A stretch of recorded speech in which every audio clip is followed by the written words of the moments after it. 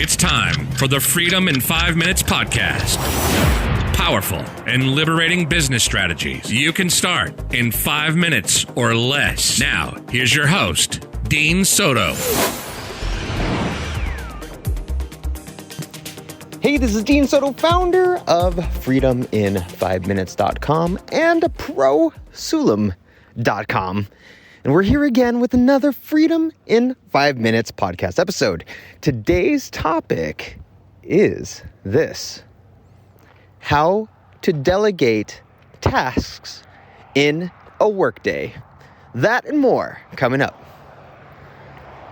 All right, good morning. It's not even morning over here. Why am I saying good morning? But maybe it's morning where you're at. It's evening. I just dropped my daughter off at dance class, and at least my oldest daughter, and we're having a fun time. I just worked out, got everything done that I needed to get done, and we are ready to rock and roll. So back in around 2011, I took a course that taught me how to outsource. I had actually been outsourcing prior to that at places like Elance and Odesk, and Elance and Odesk aren't even around. They actually merged into Upwork. But I had already dabbled in delegating work that I wanted to get done in various websites and various little projects that I wanted to do. But really in 2011, I got to the point in my business where at the time, ProSulam was not what it is today, which is basically a virtual staffing agency for systems and process virtual assistants. They'll scale your business tremendously, very quickly, and you'll be able to delegate tasks in your workday very easily. But my business back then was actually more of an IT business. I started off with working on home computers, and I thought that was not the best market because it was just such a large amount of competition. So I moved into fixing computers for businesses, and then from there went on to doing websites, specifically WordPress websites. The reason being is that I was able to be at home and do the work, right? Well, after I started getting a few clients, I started realizing that, oh man, did I need to figure out a way to delegate the tasks that I had. My main problem was being, at the time, being the only person in my business. I needed to be the sales guy. I needed to be the marketer. I needed to be the project manager, as well as the customer service rep and all these other different things. So I thought it would be a good idea to start delegating. So I took this course that was a much higher level course on outsourcing that specifically taught how to train your employees so that when you hired them, you already had the training available and you were able to show them what you wanted done. And so I took this course, and the very first person I hired actually did a very, very good job. Her name was Ida, IDA, and she was absolutely amazing. What I had her doing was mainly I had her helping me with a variety of administrative tasks, and that would free me up to do stuff for my customer websites. And eventually I had her doing affiliate marketing and a couple of other things. But eventually, when I hired my second and third person, I found out that there was a big problem. And that problem was I was not good at delegating. It was painfully obvious because anytime there was something that fell outside of the lines of the training that came with this course, I really didn't know what to do. And I would tell my virtual assistants at the time, the employees that worked for me, I would tell my employees, hey, this is what I need you to do. Can you go and do this thing? So for example, I need you to go and research the top 10 WordPress website themes and give those to our client and and ask them which one they would like to use for their website. Well, I thought I was very clear. I thought I was extremely detailed in what I wanted them to do in the emails that I would send out, or the voicemail messages, or the videos. But what would happen is they would come back and they would actually reach out to my client, and it would be a disaster. Sometimes they would have something that wasn't even WordPress. Like maybe while I thought I mentioned something in WordPress, while I thought I said, go find WordPress websites, I might have just said, go find some website templates or something like that, assuming that they knew we were using WordPress. And there would be just disaster after disaster after disaster. Well, eventually, I hired a developer who was also an amazing designer, and I got lucky once again.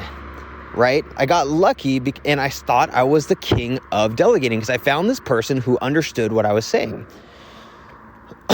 And I basically was able to now, with this guy, I was able to go and create websites, not just from templates, but actually create custom websites for clients. So I could charge a lot more. I was charging $4,000, $5,000, sometimes up to $10,000 for a website.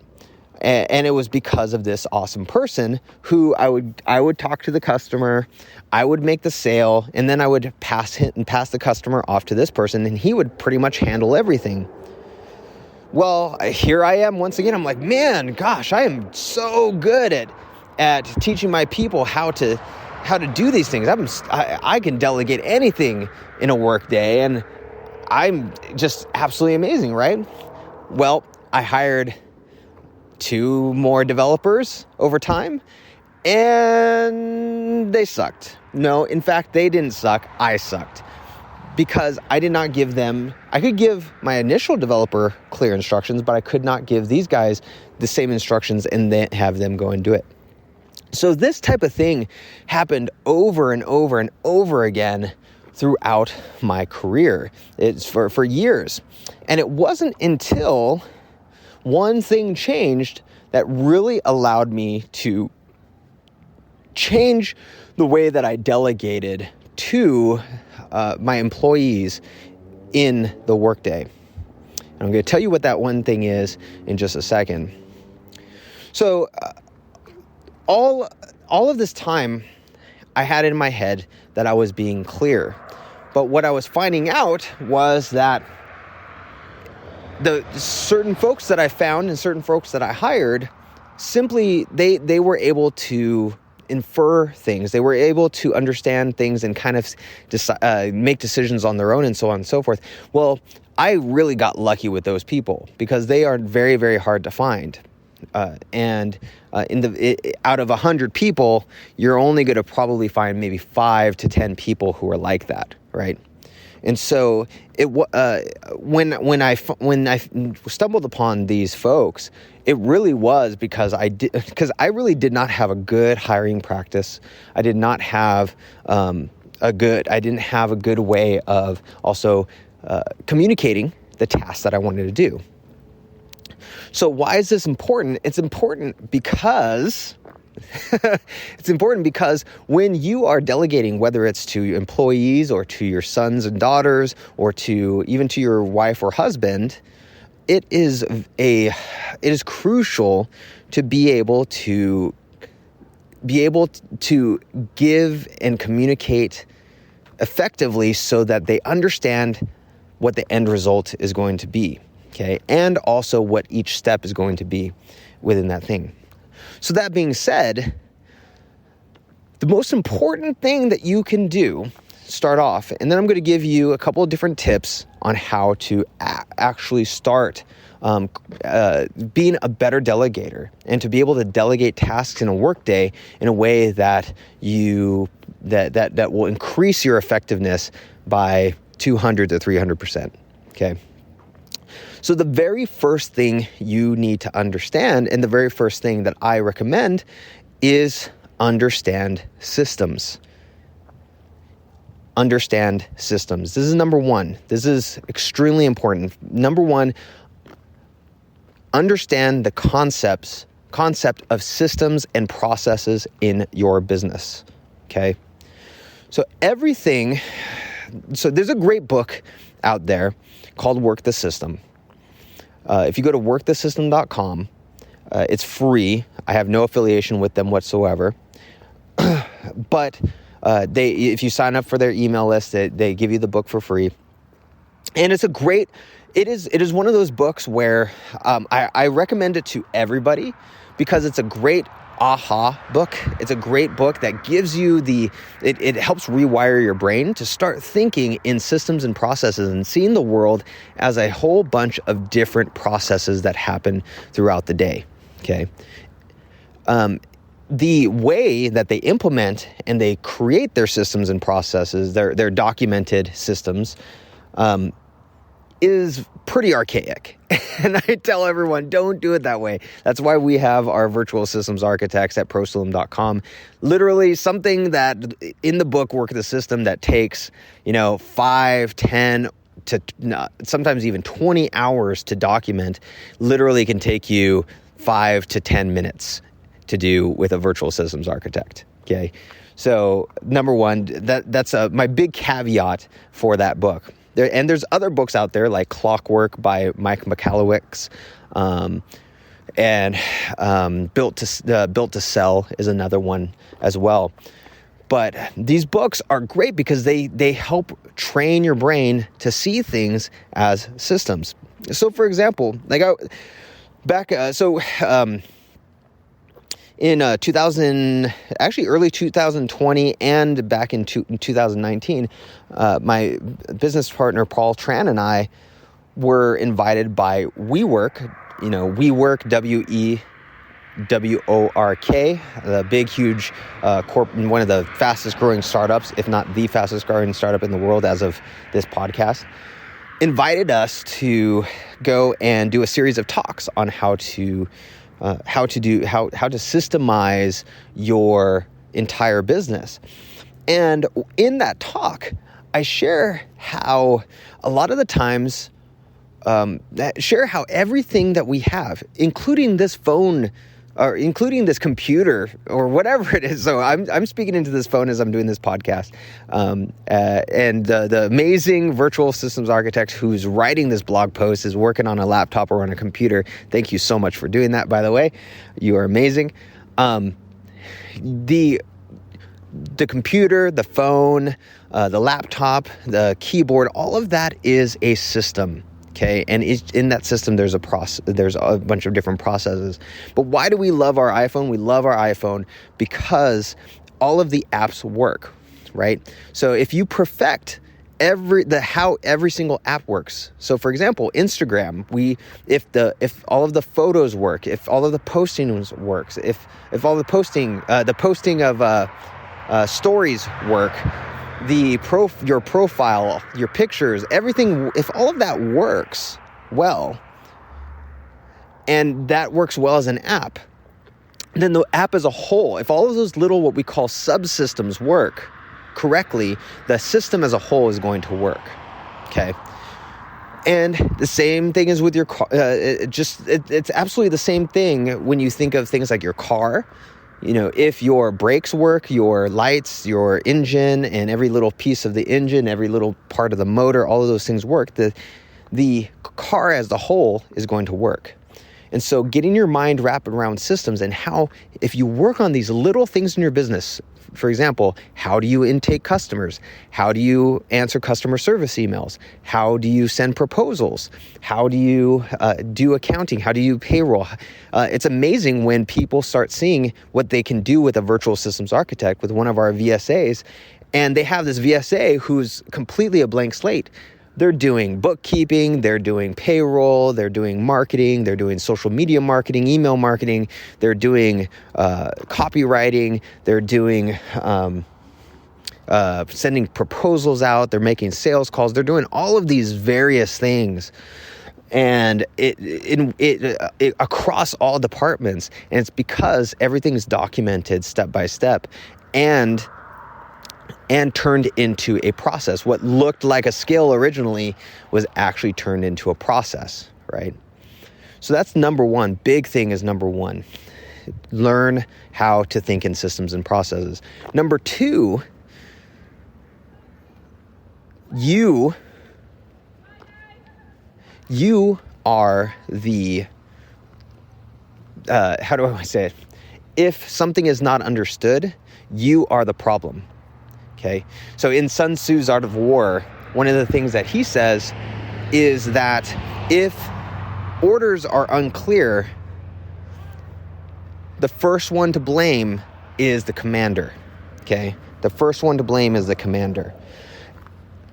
Next, if you clarify your orders and then it's not followed, then harsh punishments need to be given out. The thing is that most business owners, they start thinking that because someone didn't do something, it's because they are the problem, because they didn't understand what I was saying. You are the problem. You have to start seeing yourself as being unclear. Okay, this is especially when you have multiple employees who you are hiring and firing, and they're not seemingly understanding. They're not seeming like they can understand what you're saying. There's a problem, and the problem is you. Okay, there's one commonality, and that commonality is nobody's understanding what you're saying. Okay, and number three, have an open mind to learn how to communicate better. That's a big thing here. Have an open mind to communicate better. We are always learning. I do systems all the time. Systems for me is my lifeblood. I do systems in 5 minutes a day with my virtual assistants, my virtual systems architects.